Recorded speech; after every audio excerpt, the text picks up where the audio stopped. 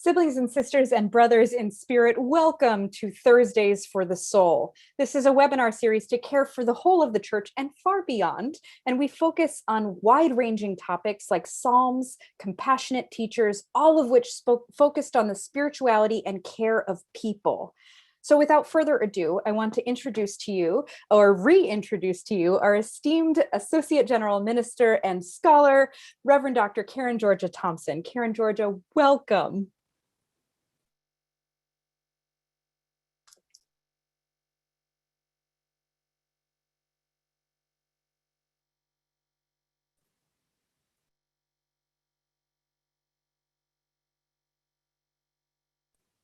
As she is coming on, I have to say, I am so excited to be here with all of you. Okay. I think this is going to work this time. Thank you. It is good to be here, present with you again this afternoon, hosting Thursdays for the Soul. And in the context of Black History Month, I have invited my friend and colleague, the Reverend Dr. Monica A. Coleman, to be with us. And our conversation this afternoon is actually an extension of conversations that Dr. Monica and I have had over actually the course of a few years. She was actually one of the advisors on my Doctor of Ministry dissertation project, which actually looked at the presence of multiple religious identity and religious fluidity in the lives of African descendant people. So we have been conversation partners around this for a number of years. And so this becomes an extension of that conversation. So it is a pleasure to be here.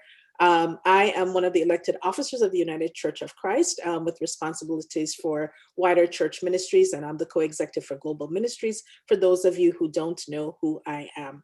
So our conversation this afternoon is actually going to be dialogue between myself and Monica, and it's really about the recovering and the recovery practice, the honoring of the spiritual practice of enslaved Africans who were brought into the Americas, and what that means for generations of individuals who have practiced this somewhat in the shadows of Christianity, the ways in which colonialism and the colonial enterprise actually has amplified an Afrophobic reality for African descendant people, and in some ways has really cast shadows and lights and a lot of shade, if you will, on spiritual practices that are themselves probably more an ontological expression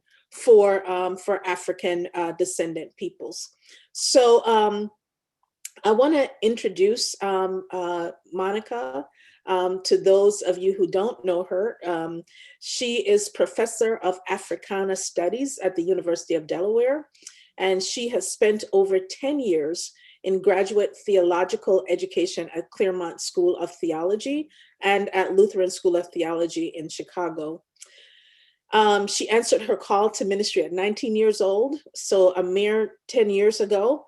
And she brings her experiences in evangelical Christianity, Black church traditions, global ecumenical work, and indigenous spirituality to her discussion of religion. She is the author or editor of 6 books. So you could actually look her up, and we're going to put her information in the chat later for you. And make sure that you have that in the resources from this webinar. She has written multiple articles that focus on the role of faith in addressing critical social and philosophical issues. And her memoir, Bipolar Faith, shares her lifelong dance with trauma and depression, Amazon.com, and how she discovers a new and liberating vision of God. Her book, Making a Way Out of No Way, is required reading at leading theological schools around the country. She speaks widely on navigating change, religious diversity, mental wellness, and surviving sexual and domestic violence. Thank you so much for being here. I'm looking forward to our time together. I want to start our time actually with a poem, because a lot of my framing of life is through my poetry, my creative writing. And this poem is actually called Lessons. We come into this world ready. We come knowing, we come with purpose. We are ready. Knowing is of the self, knowledge of our power, awareness of the wisdom traveling with us, instinct aligning our journey. Purpose is present, the peace that we are. We are courageous, we are open, we are a part of the universe. We encounter a world unaccepting, our opinions great, our certainty wavers, we lose purpose. We hide our gifts. The pain of living, like water flowing, changing rock, wears us down, tearing us at the core. We are ready. Our aches and pains, a sign of restlessness, calling us back to brilliance. The weariness in our spirits, a reminder, purpose awaits, pulling us at our center, willing us to remember. We came into this world ready. We are enough. We are brilliant. We are ready. I wanted to start with that particular poem, because I think that there are some cosmological pieces in there when we talk about the practice of African spirituality. And I want to invite you, Monica, first to unmute and to talk a little bit about what it means for African descendant people to have spiritual practices that have actually been really oppressed, for lack of a better word, for many years, and the ways in which the colonial enterprise actually not only demonized, but also criminalized practices of African descendant peoples. That's such a big question, and I'm so glad to be a part of this conversation. I guess I want to begin by saying, this is kind of at the heart of a huge debate that's existed within Black studies for over a century now. Gosh, has it been that long? And I'm thinking, we often call it the Herskovits-Fraser debate, but it's the kind of how African are African Americans, right? How many retentions, you might say, are those who are of African descent in the Americas have from their experience of being enslaved Africans? Did slavery completely eradicate, right, and wipe out all of our cultural heritage, or did it not, right? Or are there things that we can see and hold on to and identify as this is part of an African cultural heritage, and even the brutality of enslavement could not, take that away. So these are huge conversations that have been going on for, like I said, well over 100 years. What I will say about it is this, particularly when it comes to religion. It is kind of well identified that the ways in which people of African descent in the Americas practice and experience their religion is somehow different than our non-Black counterparts. I'm even thinking of, if anyone had a chance to watch The Black Church on PBS last week, watch that special. And even decades before that, right, there was this Far by Faith. That was a very similar kind of program talking about Black church in the United States. And even as someone who teaches African-American religion, religious history to my students, we start off with saying, well, enslaved Africans had a religion. They didn't come tabula rasa, right? That they brought with them their cultural and religious heritage, which for some was a kind of Christianity, particularly if they came from the Bakongo region. For some was Islam, and for some were the traditional religions of their people, right? And so there was no nothing, so to say. And then there was an encounter with whatever religion they encountered in America. Some places that was Catholicism, some places Baptist and Methodist. just kind of depending on where you are and what the religious heritage of those who were holding slaves was, and how much they wanted to expose people. And then to go on, there's an acknowledgement there were religions that began to arise among those of African descent that didn't look exactly like what they brought, but also didn't look like the religions of those who were enslaving, right, Africans, and then African Americans and African descendants. They looked different. And however, whatever we call that, right, Albert J. Roberto famously called that slave religion in his work around the United States. Various names, various places, but there was like, somehow this is different. It's something else.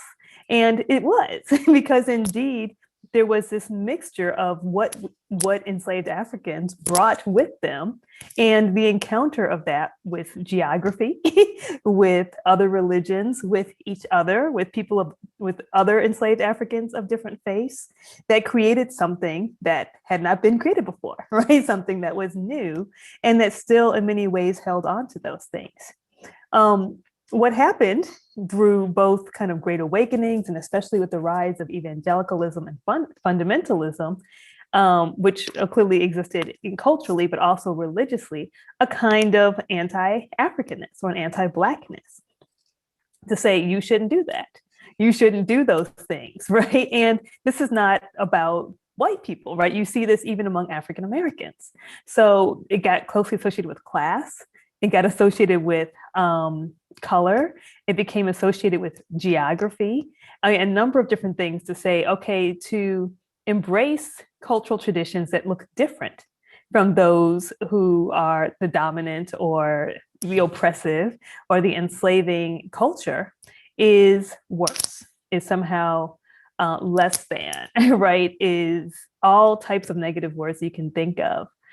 So many try to emulate, right? And to kind of shirk off whatever those cultural trappings may be. In my experience, so a lot of things still retain. People just didn't call it religion. They just said, oh, that's just something that happens, right? Or it's just a cultural thing, or it's just a habit, or it's just something we do, right? All these, or superstition, right? All these various kinds of practices, I think still in many ways retain. Or I don't know why I do it. My mom did it. Her mom did it. Her mom did it. This is what we do. We don't need a reason for why we pour water in the morning. We don't need a reason for why we eat this food on this day. We don't need a reason for why we do whatever the different things are that we do. And I would identify many of them as still having religious heritage. That's a long answer, but I wanted to kind of throw several ideas out there. We can keep talking. Yes. So one of the things that that we're as we talk about this, right, is the way in which this becomes a diasporic conversation, right? So as someone who was born in the Caribbean, right, and then has lived here, this conversation is not just one that's here in the United States, right? The conversation about African retentions, the ways in which they have journeyed with Christianity historically, those are global conversations, from Canada all the way south to Brazil and across the islands. One of the things that you mentioned in conversation was this place in which there are things that we do that we don't necessarily identify or talk about, but they're rooted in certain places that we actually don't name, can't name because we don't know where they come from, or we won't name because of the associated stigma. Can you talk a little bit about that? Yes, I guess I'll think of some that we might not think of as being a religious practice. This is one that occurred to me. So, for example, it's very common among African-derived religions to honor ancestors, and to do that with an altar, to honor one's familial ancestors by having some kind of altar, generally speaking indoors if you're living inside, but not always, where you have pictures and belongings, and there are ways you might pray at these altars and affirm and tell the stories of those who've gone on before. And for many people, seeing an altar that's not like right up in front of a church with a cross in front of it can feel very heretical. Like that's not something that Christians do, right? We're not supposed to idolize anything. And yet, of course, we do know that there are all types of ways as Christians that we honor ancestors. That's kind of what saints are, right?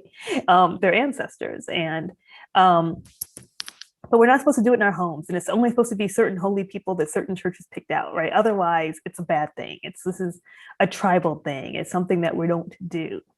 One thing I discovered that I kind of think of as falling in that category, and this might be a little humorous because I was shocked when I found out that not everybody does this, but many Black people have like a drawer or a place in their house where they keep funeral programs, right? And of all the people in your family. And we kind of got this drawer. And I actually met someone years ago who actually did their research about the ways in which, people of African descent kind of make these memorials out of funeral programs. And I was like, doesn't everybody do this? Apparently not. And it's really a way of it's an altar, right? It's usually this kitchen drawer, right? Or this is not tightly organized. It's not filed in the family Bible, right? But these drawers of funeral programs. And it's the same idea, right? Holding up a picture, telling the life, putting it on an altar. You know where to go, you know what's in it, you know where to go get it when you want to, right? It's right there. And that's a way of having an altar that kind of makes it okay, right? It doesn't look anti-Christian. It doesn't look like you're not kind of down with whatever tradition you were raised in, but it's the same way that it's a way of honoring ancestors and really kind of putting them and their pictures and their faces, right, on display. I think about these long funeral programs people do now, right, with the pictures, and apparently not everybody does that. Again, shocked, which shows my little cultural bubble, but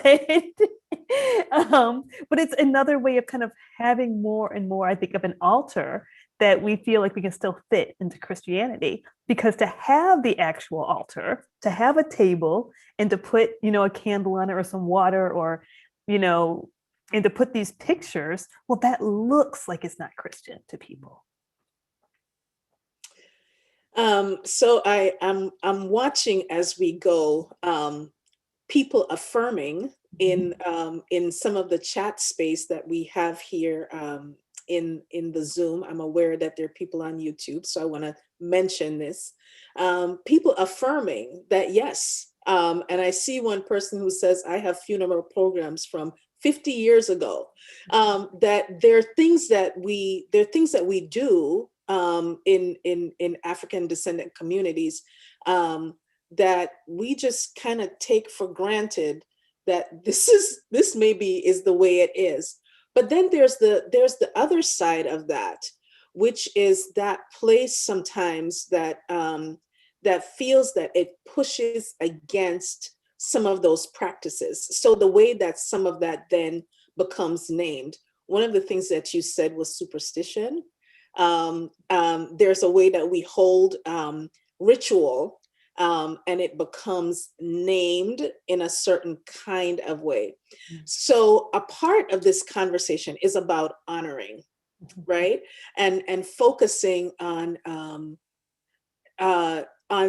those who have gone before is how I want to say that, right? So I want to talk a little bit more about this honoring and why it becomes important for African descendant people to honor, to remember, to hold close, and what place does that honoring hold in some of that more African cosmological understanding, and actually even in some of Christianity too, about why it's important to honor our ancestors.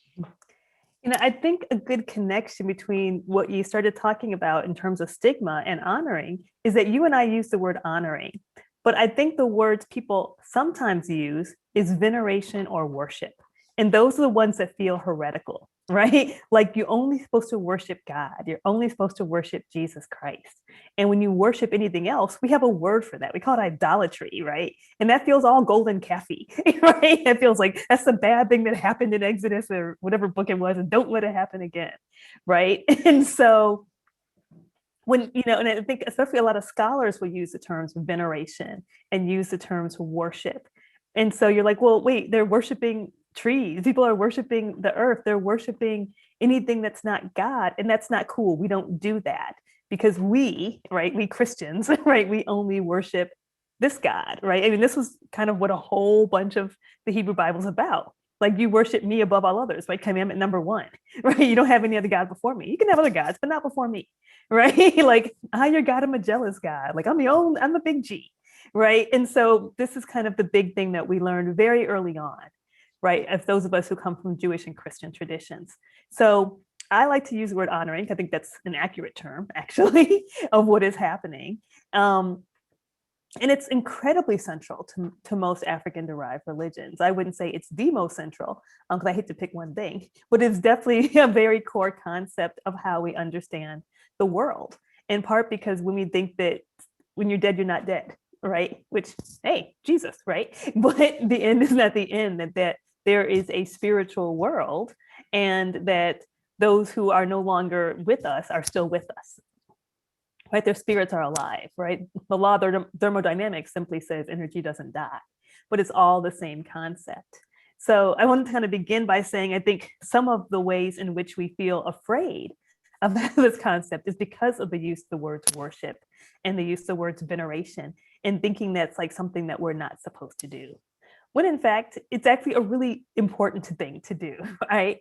I mean, this is, let's say, even if you don't believe there's anything particularly special and divine about Jesus, right? Everyone believes that Jesus is a historical figure who's had a very big influence on the world, right? And it is worthy of remembering that and honoring that, right? If even not in all the ways in which many Christians do. And so I think it's very important to remember our past, in part because it helps to stay alive. We do it all the time with cultural heroes, right? Like the heroes of our nation, the heroes of our culture, the heroes of our political movements. We remember them, we tell stories about them. Sometimes we give them special days when mail isn't delivered, right? There are all types of ways in which societies and cultures honor ancestors. And I think when we honor our familial ancestors, there's so many great things that come out of it. I mean, you might say, well, it gets you medical history. Well, yes, and you get to tell the stories of your people and tell the practices and think about where you are now in relationship to where a generation or 2 or 3 or 4 was before you. You can think about things they did that maybe we don't want to repeat, right? Like we don't tell partial truths, right? We tell the whole truths about our ancestors and say, well, I've learned this from my ancestor, and maybe I don't want this to continue on into the future. And maybe this is something I can learn not to do. And this is something really great I can learn from my ancestor. And that I do want to continue, and I want to teach my children and the other children I encounter and a new generation of people, or I want to embody myself. Thank you for that. I want to raise another question, right? Which is about journeying in a predominantly Christian context, right? So clearly, this is a United Church of Christ platform and format, a webinar series, right? This is Thursdays for the Soul, which is why we've put it here, because this is about a soul consciousness and awareness, if you will.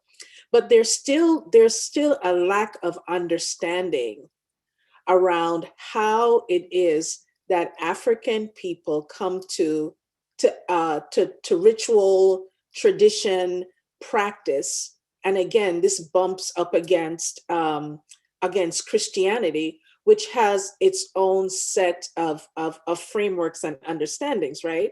But present among us are ways in which these traditions journey with. So whether it's candomblé in Brazil, Santeria, Ifa, Kumina, and we could name so many more manifestations right? How can the church begin to, as we talk about interfaith realities and the ways in which the church speaks to Judaism and Islam and all these other things, how do we bring into this conversation about interfaith engagement and spiritual experiences? How do we talk about what has happened historically with the practices of African peoples, and also the inherent racism that is present in that? Yes, these big questions, Karen George. I'm having a big question day. Yeah, I see. I mean, these are great questions. I mean, one is, again, it's a real, I think, anti-Blackness that says we don't want you to bring the practices and cultures of your people with you wherever you go. It's also a good way to break people down, right? I mean, this is kind of the how enslavement works, right? You take people away from their culture, from their songs. I mean, we see it if we look in the Hebrew Bible text about, they said we were in Babylon and they were like, you can't do this, you can't do that, you can't do this, right? That's how you break people down. And of course, this happens in, amongst those who are oppressed and those who are enslaved in the Americas as well. There's this, you can't do this, you're not supposed to bring your culture with you, because that's a great way to leave people demoralized, right? And a good way of enslaving people, not just their bodies, but also their minds and their spirits. So it's really quite this beautiful act of resistance when people are like, hey, no, like that's not okay. That's not how this works, or we're still going to, sometimes in a very conscious way, and sometimes in a much more subconscious way. When we say, we're going to bring our whole selves. So I think, I was thinking about this morning when in the Black Church PBS special, and Henry Louis Gates Jr. quotes Martin Luther King in saying that 11 o'clock is the most segregated hour in the US. And he said, unfortunately. I was like, that's not that unfortunate. And I mean that in the sense that, why is it so wrong for people to worship in different ways, right? Why is it so wrong for, say, an Armenian Orthodox person to worship in a different way than a Russian Orthodox person, and yet still say, oh, we're both Christian, right? I mean, we both do ecumenical work. And so we're like, no, it really is okay to bring your culture into the way in which you worship. And I don't think we have to say, unfortunately, when people have different cultural experiences. I think when they become highly exclusive, we can say, unfortunately. But I think it's like, oh, well, no, this is the way we move. This is the way we dance. This is the rhythms we use. This is the beat we clap on. These are the practices that we have, and it doesn't make one kind of Christian better than the other. Mm-hmm. There's also this assumption that non-white people or non kind of Anglo-Saxons have culture and no one else does, right? So all religion comes with culture. All culture comes with religion. They're very interwoven, right? And so to say, okay, well, when you bring your culture, well, everyone's bringing a culture. So it's not that there is not a culture with the kind of Anglo-Saxon practice, everyone else is bringing their culture and making it worse. No, everybody's bringing a kind of culture to the way in which they do whatever it is they do religiously. But when it's not an Anglo-Saxon, at least especially in the United States, right? When it's not this kind of, if it's that culture, then it's like, oh, well, we have the pure version and everyone else is bringing their culture. When there are no pure versions, right? There is no pure religion. That's not even how people work, how cultures work, how religions work. You bump up into each other and you do some borrowing and you do some line drawing and you keep that delineates and shifts over time, all the time.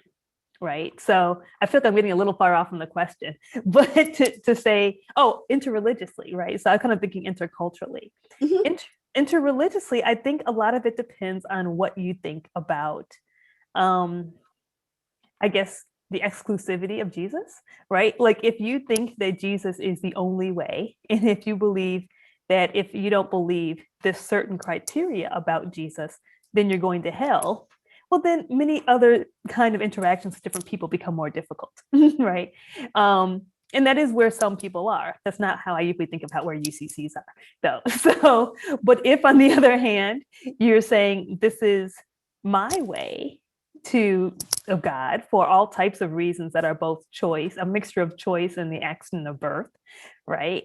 There are other valid ways that people experience the divine.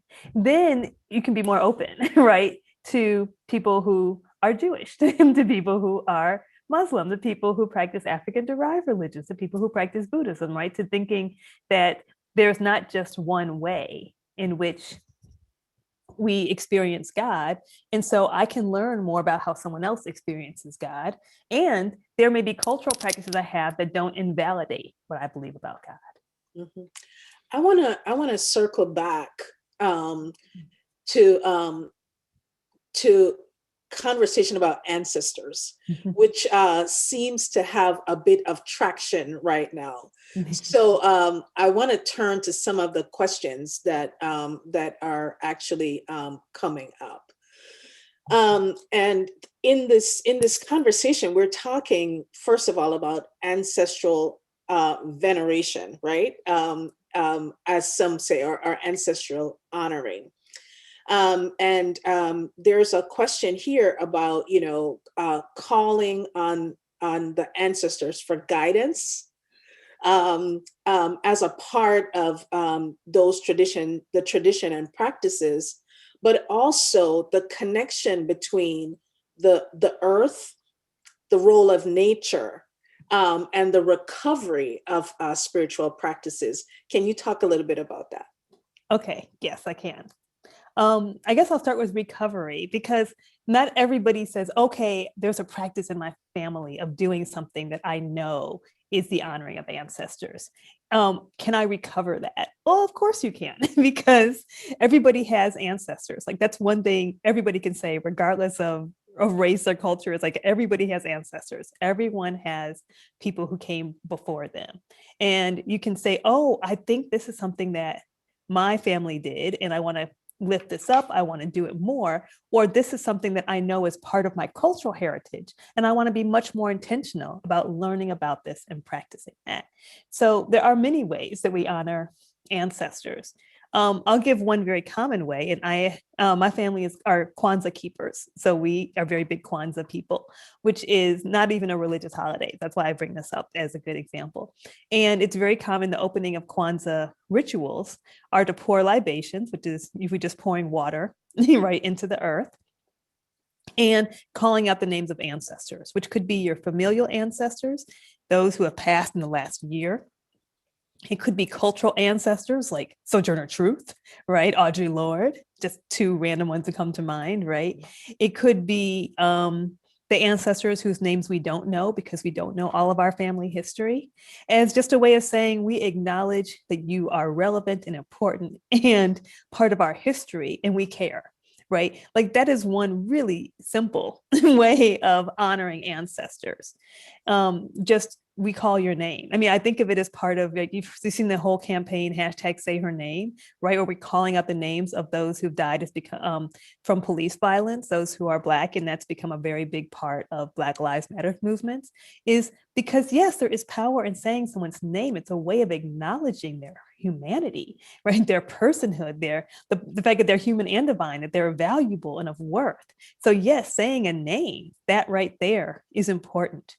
Right. And the connection with the earth is, we say the earth is the first altar. This is a teaching we have in Ifa, right? That everyone has, even if you don't have a drawer with funeral programs, even if you don't have a table, we stand upon the earth. The earth holds us up. That is our first altar, right? We don't get to eat without an earth, right? Without somebody planting. Like, the earth is what's really holding us up and keeping us together.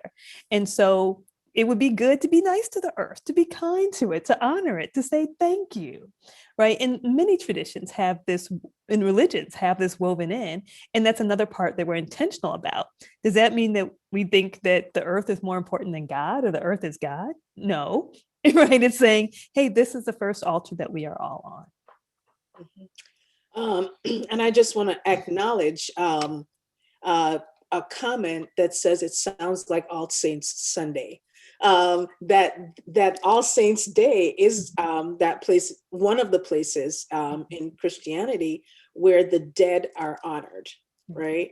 In the African-derived religions, this is something that we think we should do regularly, right? Like Yes. often, right? We might do on high holy days, but this is something you might do every day or every week, is to name your ancestors, to honor your ancestors. You would think about things you would do on their birthdays and on the anniversaries of their passings. Mhm. I'm going to go to another question that has popped up. And it said, would you speak more about how Black honoring of ancestors also seems to sometimes include speaking to ancestors in current times? So example, hearing from or speaking to or seeing a visit from an ancestor. This seems more a norm in spiritual practice of Black communities, is how I would put that.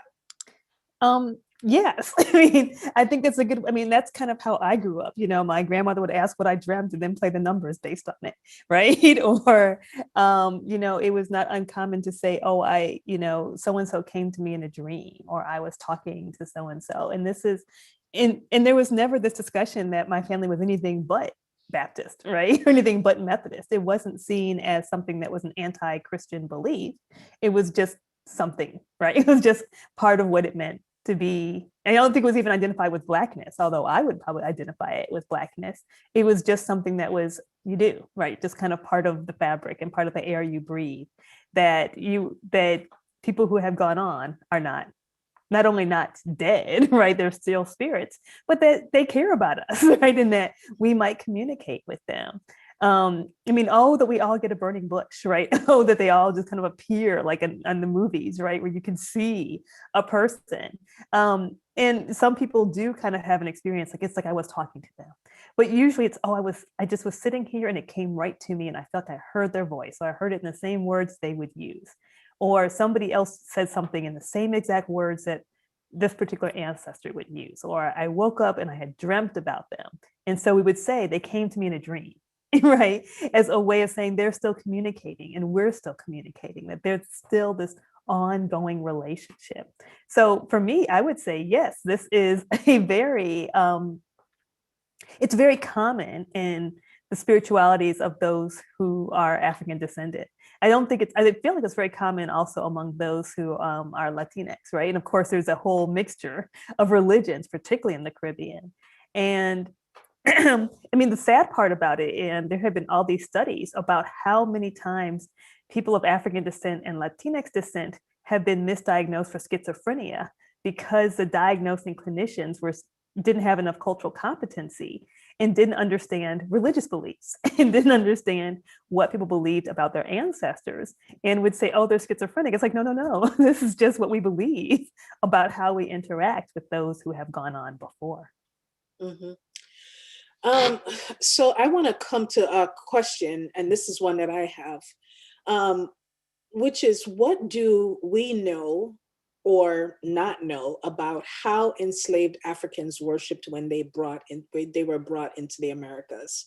I think that there is, and this is something that you and I have talked about before, which is, those who say, well, enslaved Africans were Christianized before they came into the Americas, and it's almost an apologetic around the Christianity or the Christianizing of African peoples. So when we talk about some of these traditions, the worship, and more importantly, an understanding of divinity, right? That labeling of African peoples as being soulless was a part of the corruption of the colonial enterprise. So how do we come to the conversation about the understanding that African peoples brought of themselves, of divinity, of nature, and how do you see that playing out for you and for others, particularly now? Okay, big question again. Right? One is I guess there are two, right? There's this assumption that there was no Christianity in Africa, right? Which is just incorrect. right? It's just not what is always highlighted in media. But you had tons of Christianity, both in what we would now call Egypt, right? And in ancient Nubia and in the Black Congo region. And just like everywhere else, Christianity looked different there than it did in Rome. And so you do have some you did have some enslaved Africans who had some understanding of Christianity upon enslavement. So number one.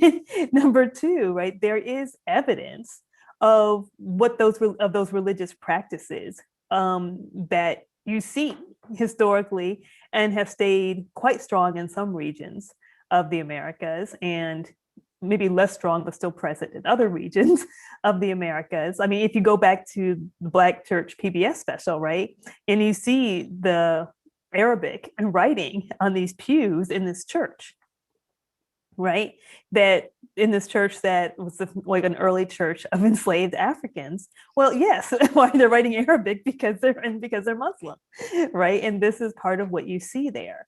So there are so much evidence, right, that people were not coming a-religious and then needed Christianity to be human, to be whole, to be okay. You know, the idea that the Christianization of enslaved Africans was a later kind of addition to the colonial enterprise to kind of justify it.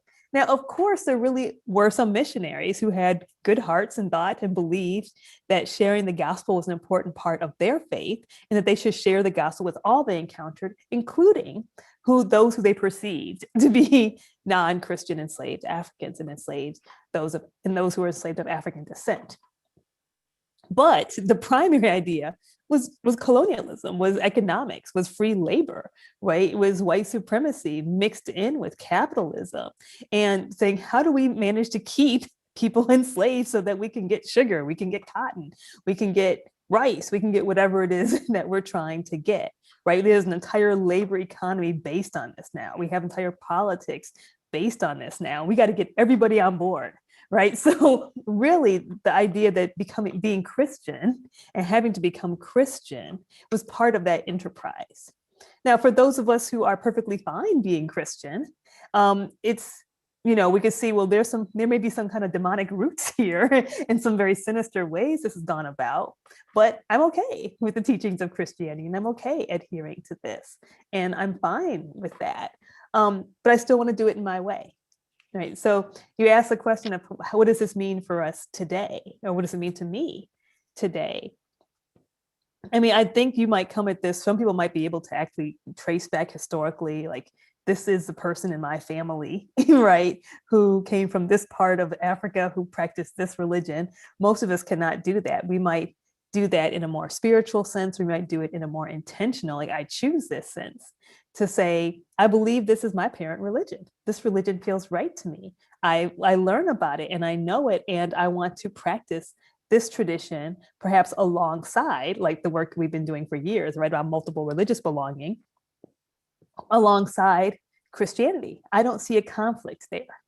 And one way people don't see a conflict is because it's easy to assume that all religions are about truth claims and creeds, but that's actually not the case, right? Some religions are, you become this religion because you declare that you believe this set of things. You adhere to the Apostles' Creed, you adhere to the Nicene Creed, right? You adhere to the Baptist Covenant, whatever it might be. You believe these 5 or 10 things about Jesus. But many traditions, there is no creed, right? There's no set of things. If you say you believe this, you're in, and if you don't believe it, you're out. You're that religion because this is what you do. This is what you practice. This is how you honor ancestors, for example. And so some are just religions you might be identified with them by your practice, not by your espoused creed. And so I think it's not so impossible to say, well, I practice these things and they make sense to me and this feels right to me. And I believe I'm practicing the heritage of my ancestors. And that doesn't mean I'm disavowing another set of beliefs, another set of practices and community that I also have either grown up with or choose. Mm-hmm. We're actually fast approaching the end. And that went so fast. I know. And we really must have you back for more of this conversation, because we're not going to actually get to an end, because we're barely scratching the surface, really, around years of practice, years of challenges. One of the ways in which this keeps coming up in conversation is really in context of the conversation around reparations, right?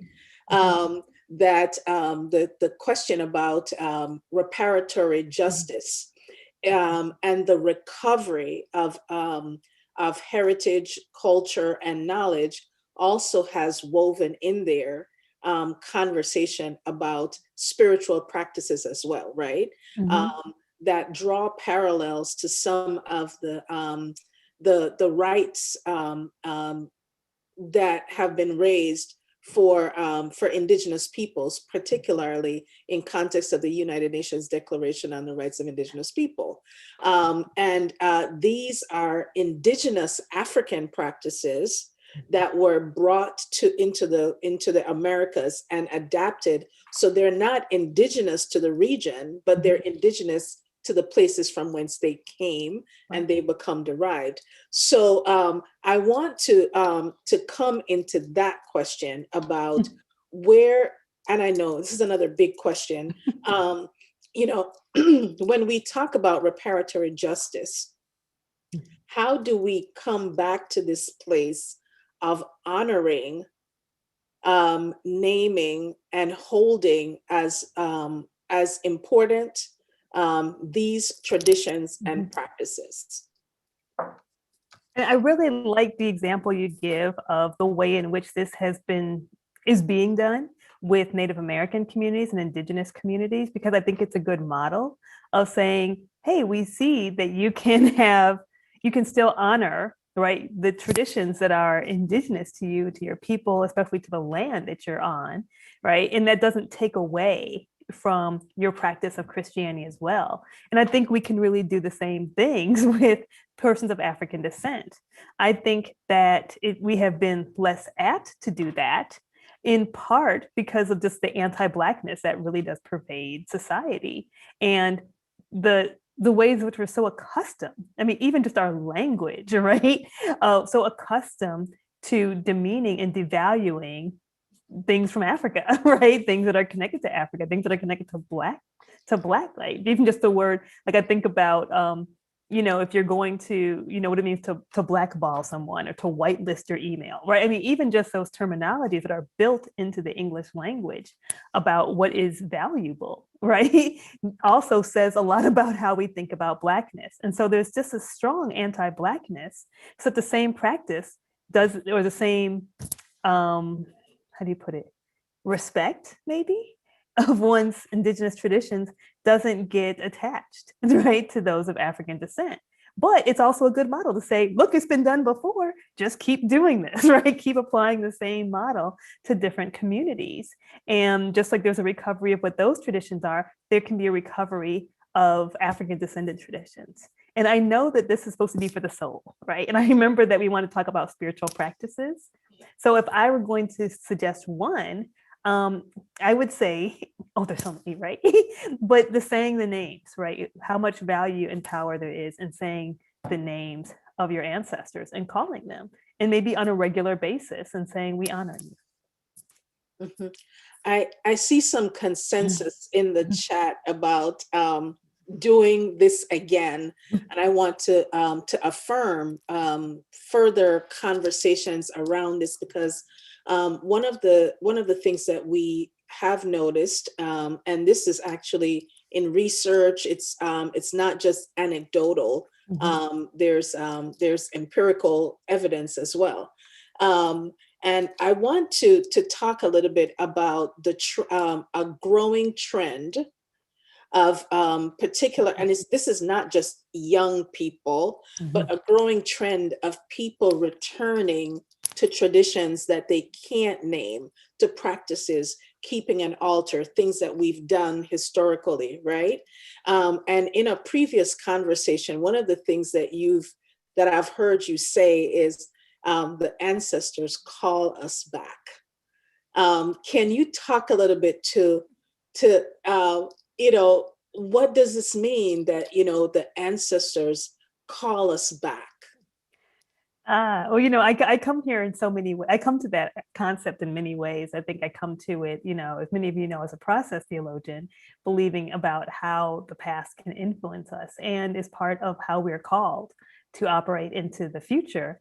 And it's very personal for me, right? I believe ancestors call me back, right? Sometimes to the places where my family is from. Like I sometimes tell people when I get to certain southern states, like South Carolina, Georgia, I feel like my cells literally exhale. Like my whole body's like, because like, oh, this is where my people are from, right? And also they call us back sometimes to the practice, right? They call us, and not everyone has the same callings. I won't say everyone is, but I wouldn't say only one or two are either, right? That they're calling us back to remember them, to honor them, to celebrate them, perhaps to the tradition they practice because they believe that it's powerful and efficacious, right? In many ways. And they're always calling. Are we listening? Will we follow? Will we heed the call? Yeah, thank you. Unbelievable that we are out of time, but I just want to comment as I close us out on some of the questions that I'm seeing in the chat, but also conversations about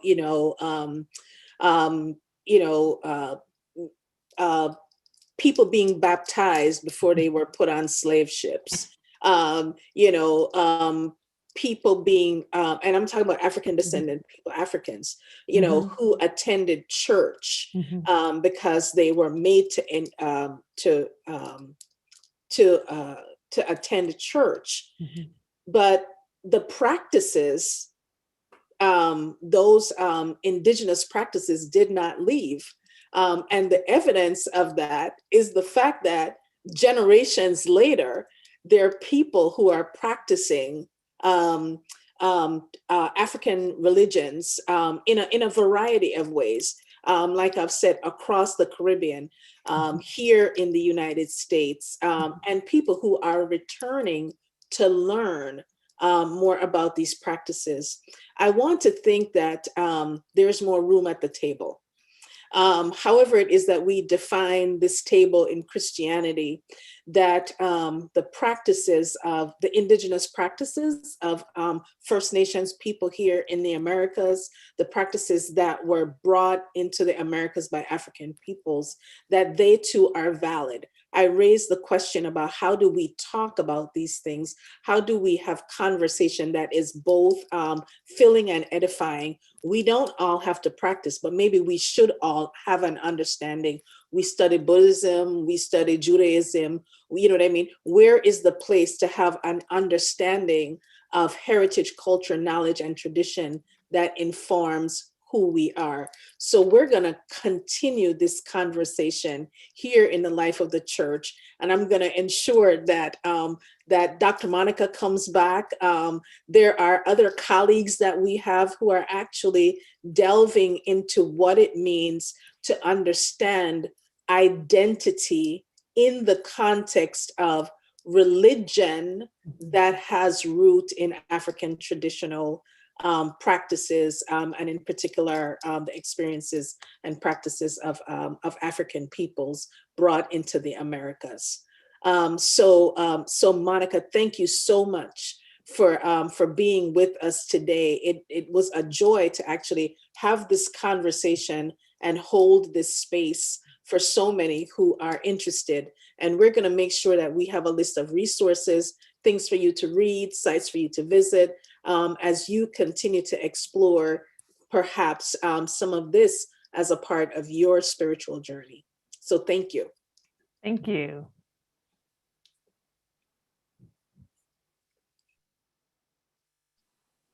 Thank both of you so much for your continued wisdom, your graciousness of sharing that wisdom, both for Dr. Monica and Dr. Karen Georgia, and your offering of language for people who have not yet found the language to say or experience what is necessary. For any of you, if this conversation has touched you, if it has moved you in ways that you didn't know were possible, please consider donating to the annual fund of the United Church of Christ so we can continue to offer programmatic excellence through places like this and across the work of the whole of the national setting of the United Church of Christ. I also want to let you know what is upcoming before we close out in prayer. So don't leave yet. We got to get that prayer in there. What is upcoming is next week, we're going back into the state of conversations that we've set up with on Tuesday, the state of creation, and on Thursday, the state of women. So please join us on Tuesday, Thursday next week, and we look forward to seeing you in those spaces and continuing to learn together, be together, and nourish our collective souls, even and especially across the places of difference where we can learn into that together. And from here, I want to pass back to Reverend Dr. Karen Georgia to close us into prayer for the rest of our day. And actually, I'm going to close us out with a poem. It's called Healers. They could feel the restlessness of oncoming change. The years were present in their eyes. They saw the goodness of living across the ages. Theirs was clear vision of what life could be. They knew all the ways to be free. Their knowing was incomplete. This knowledge needed was beyond the self. They answered ancient calls they heard, noises heard in voices past and present, sounds carried on the winds and the seas. They answered knowing they needed help. Their knowledge crossed many worlds. They walked lands only present in dreams. They walked and created the sands of time. They crafted the abilities needed to shine. Their will was beyond reason. Their wisdom defined any intellect. They drew no maps to find where to go. The plan was to follow the gods and the ancestors, a journey into tomorrow to rediscover knowledge left yesterday for souls. They blew breath and created new path for the journey. They drew swords to set their children free. No need to judge this vision held across centuries and millennia. They carried healing in their hands, carried commanding the stars with their voices. They broke down fences, choosing instead to build bridges, daring to cast a vision steeped in love. They understood only love can overcome the absence of light. They believed and lived the light of love. The power of love is the light.